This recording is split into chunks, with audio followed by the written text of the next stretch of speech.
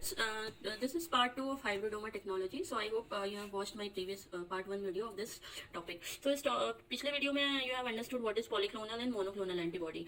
So इस video में हम देखेंगे कि hybridoma technology में monoclonal antibody कैसे synthesize की जाती है. So before directly going to the technique, first we will understand कि क्या क्या इसमें इसके कंपोनेंट क्या है, क्या चीज़ें यूज़ होती है, मतलब एक बेसिक्स इसका क्या है वो समझेंगे. Then will go to the step by step process, क्योंकि इसमें जो है इसके कंपोनेंट्स को समझना बहुत ज़रूरी है, तब क्लैरिटी आती है. So first of all some basic concept here what will understand. First is de novo synthesis pathway. तो ये क्या है? ये एक्चुअली डीएनए सिंथेसिस करने का एक पाथवे होता है. अगर आपने बायोकेमिस्ट्री में पढ़ा होगा कि कैसे डिफरेंट प्रिकर्सर्स मॉलिक्यूल से हम जो है डीएनए को बनाते हैं, न्यूक्लियोटाइड बनता है and then finally the DNA synthesize. तो दो डिफरेंट पाथवे हैं, एक डी नोवो सिंथेसिस है, दूसरा आपका सैल्वेज पाथवे है. ठीक है. सो यहाँ पे हमें पाथवे नहीं पढ़ना है, हमें बस एक कुछ बेसिक चीज़ पढ़नी है जो हमें इस हाइब्रिडोमा में यूज़ होगी. सो एज वी नो कि यहाँ पे डी नोवो सिंथेसिस में कुछ प्रिकर्सर मॉलिक्यूल होते हैं जिनसे कि न्यूक्लियोटाइड बनता है और फिर डीएनए बनता है आपका. तो यहाँ जो प्रिकर्सर हम यूज़ करते हैं वो होता है डाईहाइड्रोफोलेट. ठीक है. इससे फिर आपका जो एक एंजाइम यूज़ होता है डाईहाइड्रोफोलेट रिडक्टेज. डाईहाइड्रोफोलेट रिडक्टेज एंजाइम जो है इस डाईहाइड्रोफोलेट को टेट्राहाइड्रोफोलेट में कन्वर्ट करता है और फिर ये फाइनली टेट्राहाइड्रोफोलेट जो होता है प्रिकर्सर बनाता है. जो भी एटीपी, जीटीपी, सीटीपी जो भी बनाना है उसके प्रिकर्सर बनते हैं और फाइनली उससे जो है हमारा न्यूक्लियोटाइड और फिर डीएनए बन जाता है. अब यहाँ समझने वाली बात यह है कि इस टेक्निक में हम क्या करते हैं कि we use an antibiotic which is called as aminopterin. ठीक है. अमाइनोप्टेरिन हम यूज करते हैं जो कि एक एंजाइम इनहिबिटर है. ये क्या करता है? डाईहाइड्रोफोलेट रिडक्टेज एंजाइम जो है ये इसके एक्टिव साइट पे जाके बाइंड कर जाता है. ठीक है. जिसकी वजह से ये जो स्टेप है डाईहाइड्रो टू टेट्राहाइड्रोफोलेट में कन्वर्ट होने वाली, ये स्टेप ब्लॉक हो जाती है. तो ऑल एंड ऑल सिर्फ समझना हमें ये है कि अमाइनोप्टेरिन क्या करता है, ये डी नोवो पाथवे को ब्लॉक करता है. ठीक है. सिंपली ये क्या करेगा, it competes with the folate binding site. ठीक है. ये जो एंजाइम है डाईहाइड्रोफोलेट रिडक्टेज इसकी फोलेट बाइंडिंग साइट पे बाइंड करता है और ब्लॉक कर देता है टेट्राहाइड्रोफोलेट सिंथेसिस को.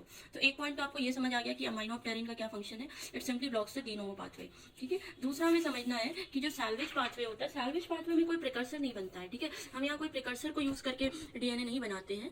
यहाँ पे क्या होता है ना, जो भी फ्री बेसिस है या न्यूक्लियोसाइड एएमपी एडीपी के फॉर्म में जो भी हमारे सेल में प्रेजेंट है उन्हीं को हम न्यूक्लियोटाइड में कन्वर्ट करके फिर डीएनए बनाते हैं. तो बेसिकली ये रिसाइकल करता है. ठीक है. जो भी फ्री बेसिस है या न्यूक्लियोसाइड है सेल के अंदर में उसको रिसाइकल करके दोबारा न्यूक्लियोटाइड बनाता है और फिर डीएनए बना देता है. तो ये एक रिसाइकलिंग पाथवे है. अब यहाँ पे क्या होता है बेसिकली इस पाथवे में दो एंजाइम यूज होती है, HGPRT which is called as hypoxanthine guanine phosphoribosyl transferase और दूसरा होता है TK थाइमिडीन काइनेज. तो ये क्या करते हैं बेसिकली, एक हाइपोजेंथीन ग्वानिन मॉलिक्यूल होता है जो कि प्रिकर्सर है न्यूक्लियोटाइड का, उसको लेके ये एंजाइम HGPRT जो है उसको न्यूक्लियोटाइड में कन्वर्ट करता है और फाइनली डीएनए बना देता है. राइट. Excuse me. नेक्स्ट है आपका जो थाइमिडीन है. अगेन इस थाइमिडीन को यूज करके ये थाइमिडीन काइनेज इसको न्यूक्लियोटाइड टीटीपी वगैरह में कन्वर्ट करके फिर डीएनए में इनकॉर्पोरेट करवा देता है.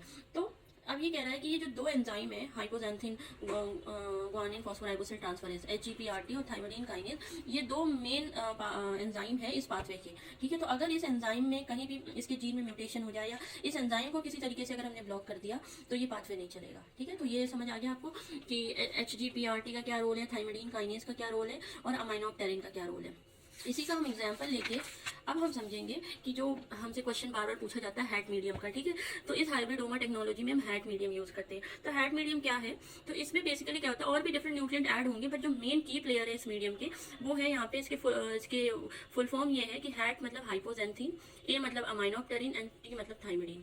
तो हम यहाँ क्या करते हैं कि हम हाइपोजेंथीन डालते हैं और थाइमिडीन, ये दोनों क्या है, ये एक मेटाबोलाइट है, प्रिकर्सर है सैल्वेज पाथवे के लिए. तो अगर आपने ये वाला देखा होगा पिछला जो पीछे बताया है, आई टोल्ड यू कि ये हाइपोजेंथीन और थाइमिडीन को यूज करके जो है सैल्वेज पाथवे जो है न्यूक्लियोटाइड और बना के डीएनए में इनकॉर्पोरेट करवाता है. तो हम इसके प्रिकर्सर डाल रहे हैं बेसिकली सैल्वेज पाथवे के. दूसरा हम क्या कर रहे हैं, अमाइनोप्टेरिन डाल रहे हैं, ये डी नोवो पाथवे को इनहिबिट करेगा. ठीक है. तो इस हैट मीडियम में हम बेसिकली क्या कर रहे हैं कि हम जो है इसमें सैल्वेज पाथवे को चलाएंगे और डी नोवो पाथवे को इनहिबिट करेंगे. तो इस मीडियम में सिर्फ वही सेल ग्रो करेंगे जो कि सैल्वेज पाथवे के थ्रू अपना डीएनए बना सकते हैं. अगर उनमें सैल्वेज पाथवे नहीं है तो फिर वो डी नोवो तो हमने ऑलरेडी ब्लॉक कर दिया है अमाइनोप्टेरिन यूज करके. तो फिर वहाँ पे क्या होगा कि आपका वो सेल सर्वाइव नहीं करेगा, वही सेल सर्वाइव करेगा जिसमें कि सैल्वेज पाथवे चल रहा हो, क्योंकि डी नोवो ऑलरेडी हमने ब्लॉक कर दिया है। तो ये हैट मीडियम है, इसका इंपॉर्टेंस हम देखेंगे जब हम टेक्निक पूरे स्टेप बाय स्टेप मैनर में हम हाइब्रिडोमा टेक्निक पढ़ेंगे। तो नाउ द लास्ट टॉपिक जो है इसमें, और अब हम इसमें 2 डिफरेंट टाइप के सेल यूज़ करते हैं इस टेक्निक में।